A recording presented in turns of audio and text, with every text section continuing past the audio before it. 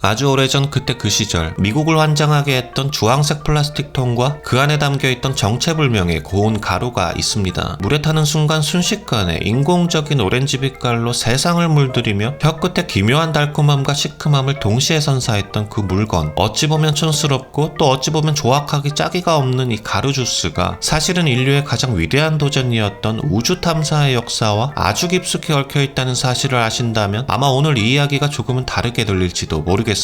시대의 욕망과 과학의 발전, 그리고 기가 막힌 마케팅이 빚어낸 성공 신화, 바로 탱입니다. 때는 바야흐로 1957년 전쟁의 아픔을 딛고 일어선 미국이 편리함이라는 새로운 신을 숭배하기 시작하던 시절이었습니다. 모든 것이 즉석에서 손쉽게 해결되길 바라는 시대적 열망 속에서 제너럴푸드라는 거대 식품 기업의 연구실 한 구석에 틀어박혀 있던 윌리엄 A. 미첼이라는 화학자가 바로 이 탱이라는 물건을 세상에 처음으로 내놓게 됩니다. 그는 사실 탱뿐만 아니라 휘핑크림을 대체한 쿨whip, 그리고 입안에서 톡톡 터지는 팝락스까지 발명해낸 그야말로 인스턴트의 아버지라 불릴 만한 인물이었는데 그의 목표는 아주 명확했습니다. 진짜 오렌지를 짜는 수고로움 없이 물만 부으면 언제 어디서든 그럴싸한 오렌지 주스를 마실 수 있게 만들겠다는 실로 그 시대다운 발칙한 상상이었죠. 하지만 1959년 야심차게 시장에 출시된 탱의 초기 성적은 그야말로 처참하기 그지없었습니다. 사람들은 이 인공적인 주황색 가루의 정체를 믿지 못했고 그 맛은 진짜 오렌지 주스와는 거리가 멀어도 한참 먼 어딘가 기분 나쁜 화학약품의 맛처럼 느껴졌기 때문입니다. 진짜 오렌지가 지천에 널려 있는데 굳이 이 수상한 가루를 돈 주고 사 마실 이유가 없었던 겁니다. 제너럴푸드의 창고에는 팔리지 않은 탱 재고가 먼지를 뒤집어 쓴 채 산더미처럼 쌓여만 갔고 이 기묘한 발명품은 역사 속으로 조용히 사라질 운명처럼 보였습니다. 하지만 인생이라는 것이 재미있는 것이 바로 나조차도 의도하지 않았던 벼락 같은 기회로 인해 구사일생을 맛보는 바로 그러한 지점 아니겠습니까? 그 누구도 상상하지 못했습니다. 이 보잘것없는 가루의 운명을 지구 반대편의 거대한 경쟁, 바로 우주를 향한 치열한 싸움이 통째로 뒤바꿔 놓으리라고는 말입니다. 1960년대 초반 미국은 소련과의 체제 경쟁에서 뒤처지고 있다는 불안감에 휩싸여 있었습니다. 이 열등감을 만회할 유일한 길은 소련보다 먼저 인간을 달에 보내는 것, 즉 아폴로 계획의 성공뿐이었죠. 나사는 우주라는 극한의 환경에서 비행사들이 먹고 마실 특수한 식량을 개발해야만 했는데 여기서 아주 골치 아픈 문제에 봉착하게 됩니다. 바로 물이었습니다. 우주선의 물은 연료전지의 부산물로 만들어졌기 때문에 화학적인 냄새가 섞여 있어 그냥 마시기가 역겨웠던 겁니다. 비행사들은 물 마시기를 꺼렸고 이는 탈수 증상으로 이어져 임무 수행에 치명적인 위협이 될 수 있었죠. 바로 그때 나사의 누군가가 제너럴푸드 창고에서 썩어가던 그 탱을 떠올립니다. 가루 형태라 보관과 운반이 쉽고 무엇보다 그 강력하고 인공적인 향과 맛이 우주선의 역한 물맛을 완벽하게 가려줄 수 있었기 때문입니다. 이건 결국 탱이 우주비행사의 건강을 위해 특별히 개발된 영양식이어서가 아니었습니다. 그저 맛없는 물을 마실만하게 만들어줄 가장 저렴하고 손쉬운 대안이었을 뿐, 말하자면 일종의 향신료나 조미료 같은 역할이었던 셈이죠. 그렇게 1962년 머큐리 계획의 우주비행사 존 글렌이 탱을 우주로 가져가면서 이 실패한 발명품의 역사는 180도 뒤바뀌는 대전환을 맞이하게 됩니다. 똑똑 간사하기가 짝이가 없는 제너럴푸드의 마케팅팀은 이 절호의 기회를 놓치지 않았습니다. 그들은 탱은 원래 우주인을 위해 개발된 최첨단 음료라는 아주 그럴싸하지만 명백한 거짓말을 퍼뜨리기 시작했습니다. 당신의 아이도 우주비행사처럼 탱을 마십니다 라는 광고 카피는 미국 전역을 강타했고 어제까지 악성 제고였던 탱은 하루아침에 미래와 과학의 상징으로 떠오르며 날개 돋친 듯 팔려나가기 시작했습니다. 귀가 얇디 얇은 사람들은 탱을 마시면서 인류의 위대한 도전에 동참하는 듯한 대리만족을 느꼈고 아이들은 이 주황색 가루 주스를 마시면 언젠가 자신도 우주로 날아갈 수 있을 거라는 허황되지만 달콤한 꿈을 꾸게 되었던 겁니다. 심지어 아폴로 11호가 달에 착륙하던 그 역사적인 순간에도 사람들은 TV 앞에 모여 앉아 탱을 마시며 그 감격을 함께하는 대환장의 해프닝이 일어났던 거예요. 재밌는 사실은 정작 달에 발자국을 남긴 버즈 올드린은 훗날 솔직히 말해서 탱 맛은 개 같았다라는 말을 남겼다는 겁니다. 하지만 진실이야 어쨌든 탱은 그렇게 우주 마케팅이라는 전무후무한 성공 사례를 남기며 전 세계로 퍼져나가게 됩니다. 자, 그렇다면 이토록 전 세계를 열광시킨 탱의 향의 맛, 그 본질은 대체 무엇일까요? 우선 그 향부터 이야기하지 않을 수 없는데 뚜껑을 여는 순간 코를 훅 찌르는 그 냄새는 진짜 오렌지의 상큼함과는 결이 다른 아주 노골적이고도 과학적으로 증폭된 오렌지 향기라고 할 수 있습니다. 마치 연구실에서 오렌지라는 과일의 향기 분자만을 추출해서 수백 배로 농축시킨 듯한 지독하게 인공적인 바로 그 향이죠. 그리고 마침내 한 모금 마셨을 때 혀를 톡 쏘는 그 첫 느낌은 마치 잘 익은 오렌지의 심장을 날 것 그대로 베어문 듯한 착각을 불러일으키지만 이내 그 인공적인 단맛의 파도가 거칠게 밀려오면서 아 이건 진짜 과일이 아니었지 하는 배신감과 안도감을 동시에 선사하는 참으로 기묘하고도 중독적인 맛의 이중주라고 할 수 있겠습니다. 설탕이 혀의 모든 미래를 마비시킬 듯이 달려들다가 그 끝에서 구연산의 날카로운 신맛이 겨우 정신을 차리게 만드는 그야말로 단짠이 아니라 단신의 완벽한 밸런스를 보여주는 맛인 거죠. 이것은 자연의 단맛이 아니라 인간이 만들어낸 맛의 시뮬라크르, 즉 진짜보다 더 진짜 같은 가짜의 맛이며 우리는 그 조악함 속에서 오히려 그 어떤 쾌감을 느끼는 것일지도 모릅니다. 어린 시절 학교 앞 문방구에서 사 먹던 불량식품의 맛, 몸에 좋지 않다는 것을 알면서도 끊을 수 없었던 바로 그 원초적인 맛의 기억을 건드리기 때문입니다. 즉 진짜 오렌지 맛을 따라하는 짝퉁으로서의 그 고유의 맛이 한번 중독되면 영 잊혀지지가 않는, 그러니까 처음에는 욕하면서 먹었는데 나중에는 100% 오렌지 주스 따위가 감히 따라올 수 없는 기묘하리만치 유니크한 맛을 깨닫게 되는 거죠. 그 진짜가 따라올 수 없는 진득함 없는 날카로운 카피 오렌지의 뒤숭숭한 맛, 그 경지를 깨달아 버리는 겁니다. 바로 거기에 중독되어 버리면 끈끈한 정품 오렌지는 갈증을 더욱 부추기는 귀찮은 식감으로 여겨질 뿐더러 뭐하러 유통기한도 짧은 저 따위 것을 먹냐 하는 착각까지 드는 거예요.